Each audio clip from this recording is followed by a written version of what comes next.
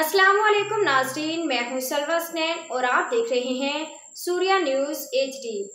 आइए नजर डालते हैं आज की अहम खबरों पर।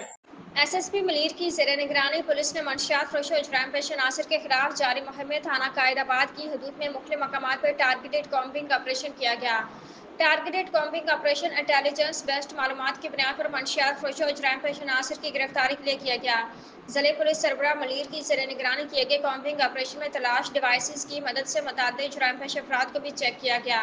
कायदाबाद थाने के हदूद में किए गए टारगेटेड कॉम्बिंग ऑपरेशन में जिला मलीर पुलिस के मुख्तलिफ थानों के अफसरान और एहलकारों ने हिस्सा लिया। ऑपरेशन में एसपी मलीर, एसडीपीओज, एसएचओज और खवातीन पुलिस अफसरान और एहलकार भी शामिल थी।